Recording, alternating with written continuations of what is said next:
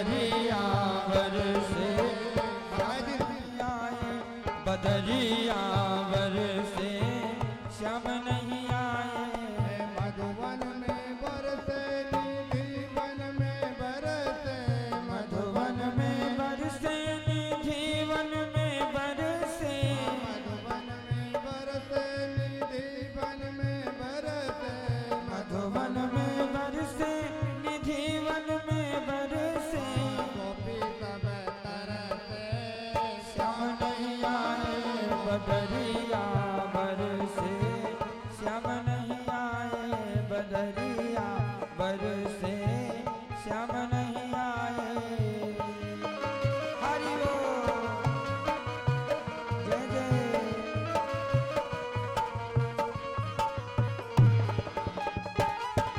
हरि बोल।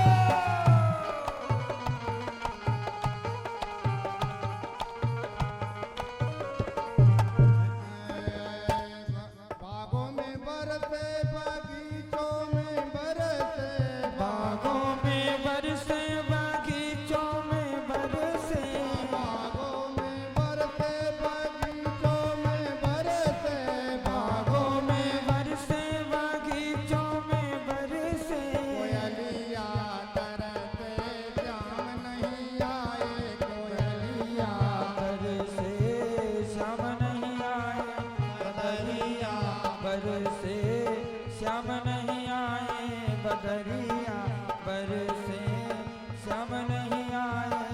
अंगना में बरसे दुआरी पे बरसे, अंगना में बरसे दुआरी पे बरसे, अंगना में बरसे दुआरी पे बरसे अंगना में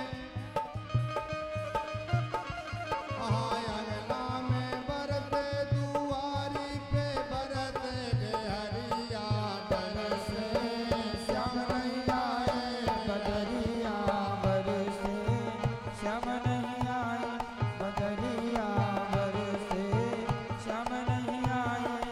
श्याम नहीं आए सखी श्याम नहीं आए, श्याम नहीं आए सखी श्याम नहीं आए, श्याम नहीं आए घन श्याम नहीं आए, श्याम नहीं आए घन श्याम नहीं आए। बदरिया बरसे श्याम नहीं आए, बदरिया बरसे श्याम नहीं आए, बदरिया बरसे श्याम नहीं आए, बदरिया बरसे श्याम नहीं आए, बदरिया बरसे श्याम जहाँ जहाँ बरसे वहाँ वहाँ सब तरसे, जहाँ जहाँ बरसे वहाँ वहाँ सब तरसे, जहाँ जहाँ बरसे वहाँ वहाँ सब, जहाँ जहाँ बरसे वहाँ वहाँ सब तरसे बलरवा गाँव हरसे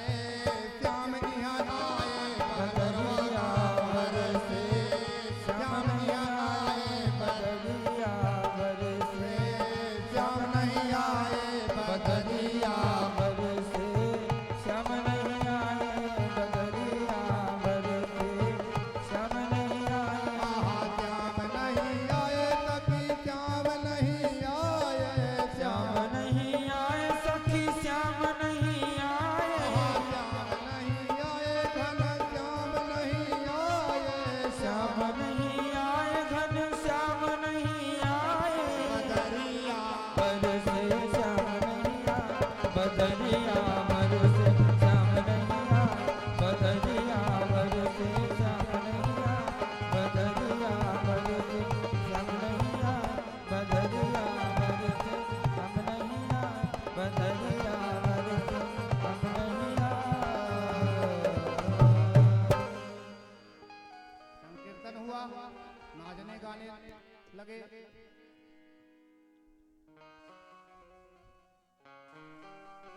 सब लोग विमान पे चढ़ा लिए गए और भगवान के हृदय में गोकर्ण जी समा गए। प्रेम से बोलिए गोकर्ण महाराज की।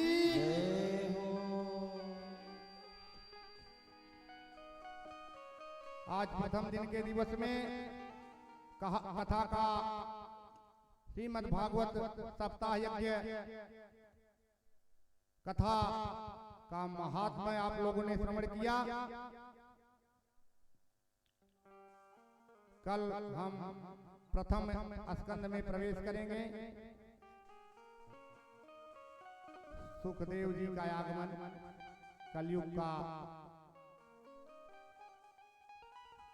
आगमन, परीक्षित का संवाद। इस कथा में भक्ति महारानी नाचते हुए गई अपने पुत्रों के साथ, सकल तीर्थ वहां नाचते हुए गए और वहां भी संकीर्तन हुआ। और अभी अभी कथा समाप्त होने पर गोकर्ण जी के सामने साक्षात भगवान प्रकट हुए और सबने नाचा। अब आप लोग कथा में पंडाल में अगर नहीं नाचेंगे तो 84 लाख योनियों में नाचना पड़ेगा। और जो इस पंडाल में भगवान के सामने नाच देगा उसे कभी नाचने की जरूरत नहीं पड़ेगी। 84 लाख योनियों में से किसी भी योनि में नाचना नहीं पड़ेगा। अभी अभी आपने महात्मा सुना। इसलिए मन करे तो नाचिए, नहीं मन कर रहा है तो ताली बजाइए। और जिसके पास हाथ है वो खूब ताली बजाएं, जिसके पास नहीं है वो कहां से बजाएंगे। ठीक है, हम उधार लेके काम चला लेते हैं तो कम से कम बगल वाले से उधार लेकर के ही ताली बजाएं, लेकिन बजाएं जरूर। मन को मत मारना चाहिए। भगवान के कथा में दिल खोल करके नाचना है।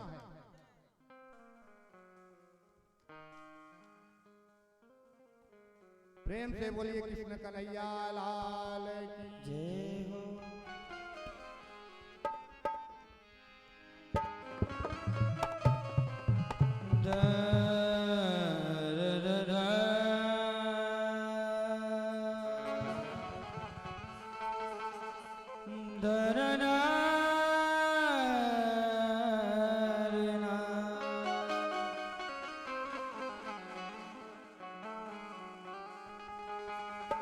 राम राम रटते रहो,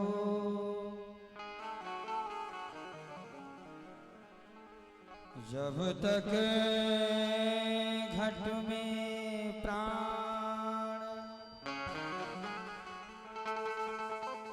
कब हो तो दीन दयाल को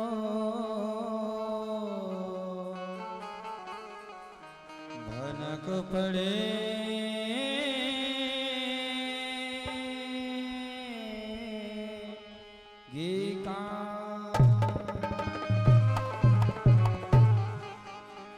राम रमैया गाए जा, राम से लगन लगाए जा। राम रमैया गाए जा, राम से लगन लगाए जा। राम रमैया गाए जा, राम से लगन लगाए जा। राम हितारे राम उबारे, राम हितारे राम उबारे, राम नाम दोहराए जा। राम रमैया गाए जा, राम से लगन लगाए जा। राम रमैया गाए जा, राम से लगन लगाए जा। जय हो।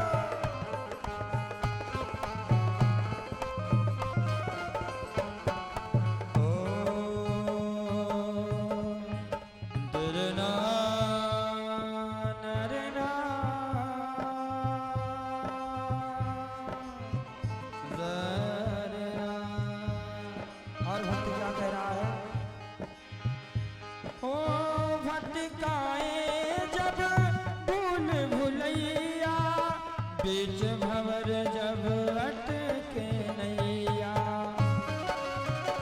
हरि बोल, जय हो।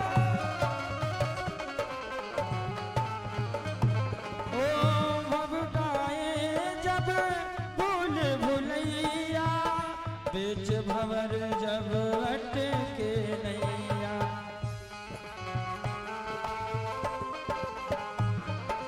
जय हो। तो राम रमैया गाए जा, हर उलझन सुलझाए जा। राम रमैया गाए जा, हर उलझन सुलझाए जा। राम ही तारे राम उबारे, राम ही तारे राम उबारे। राम नाम दोहराए जा, राम रमैया गाए जा, हर उलझन सुलझाए जा। राम रमैया गाए जा, हर उलझन सुलझाए जा। राम रमैया गाए जा, हर उलझन सुलझाए जा। राम रमैया गाए जा, हर उलझन सुलझाए जा। राम रमैया गाए जा, हर उलझन सुलझाए जा। राम रमैया गाए जा, हर उलझन सुलझाए जा। हर उलझन सुलझाए जा, हर उलझन सुलझाए जा। हर उलझन सुलझाए, हर उलझन सुलझाए जा। हर उलझन सुलझाए जा।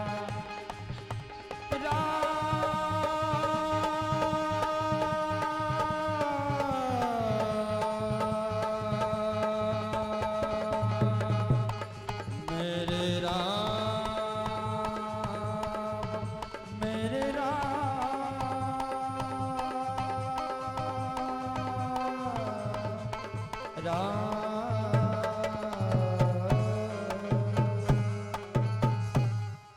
बोले सच्चे दरबार की जय हो। बोले श्री गुरुदेव भगवान की जय हो।